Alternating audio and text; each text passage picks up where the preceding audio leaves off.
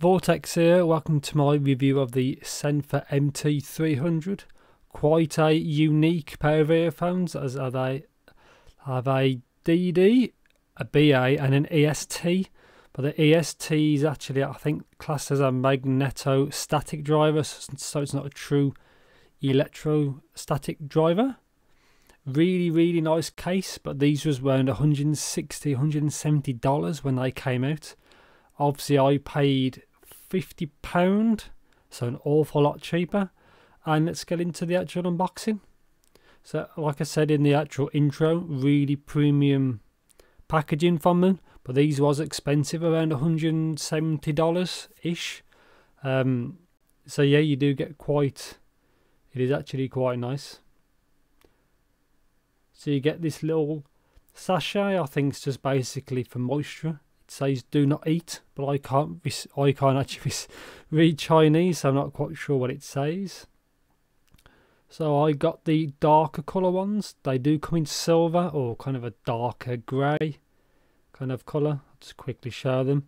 MMCX connector, which is not my favourite, and it's the first one I've ever used that has the actual screw type connectors, which is kind of cool because it keeps the cable to stop, stops it spinning. Sometimes I've had MMCX cables that spin on the axis, is probably the best word to say. Leather pouch, and then here's the cable. Again, quite a nice cable. It's 3.5, so it's not balanced at all or anything like that. So that's what it looks like. See, it's a screw connector. There's no metal in the actual ear hook either. The cable is I do open it up in a bit, but the cable's fine. It's quite nice. It's not too bad at all.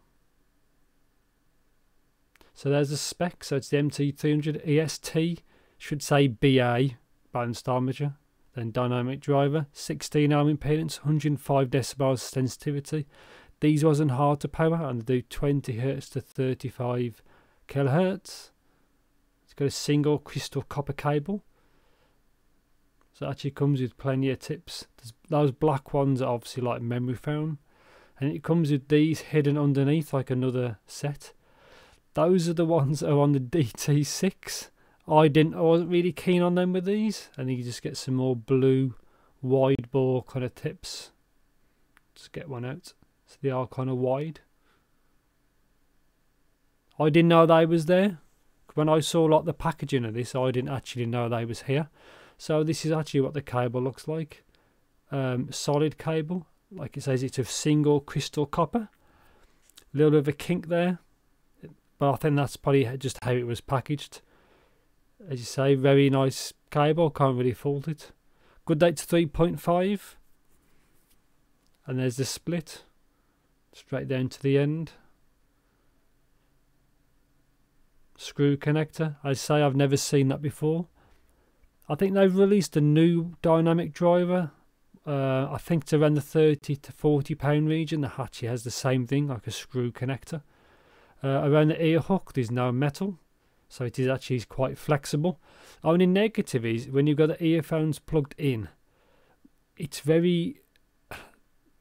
They come too far away from your ear. It's hard to describe.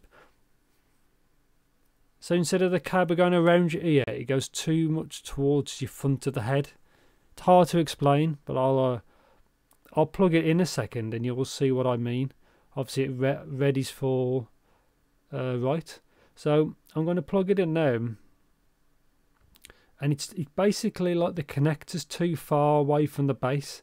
So like so far the cable is around to the right, it sticks out too much, if you can understand. So the connector should really be shorter, would be a better fit. But that's just how it. You can use normal MMCX if you want to. And actually, yeah, onto what these are actually like. Fit was okay. It's kind of long. It kind of reminds me of the fit like the KZ AS10s, where it seems like your actual ear canal is holding the weight. But apart from that, it's fine really. There's no real sharp edges or anything like that. So the comfort was okay, but it just depends on your actual ears. Build quality seems really good. It was kind of easy to drive. They did have great imaging, I think, because of that EST, or the magnetostatic driver is the true name. Instrument separation was really good, like really good.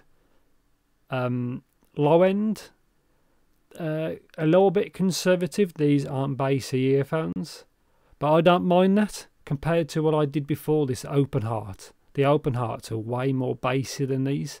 These are quite more controlled in the low end. Mids, they do have an elevated upper mids, lower treble. So vocals are forward, but they can sound a bit thin. They can sound a little bit thin with it, but it just depends on your actual music use case. Treble, in some parts, or it's just me or my recordings, there was some slight sibilance, but just try use a better source as possible. And also everybody's hearing is a bit different, but these are a brighter tuned earphones. Like I said before, instrument separation on these was spot on, like really good. The detailed earphones, if you don't like bright earphones, these aren't for you. But in some music, these sounded phenomenal. In some, they didn't.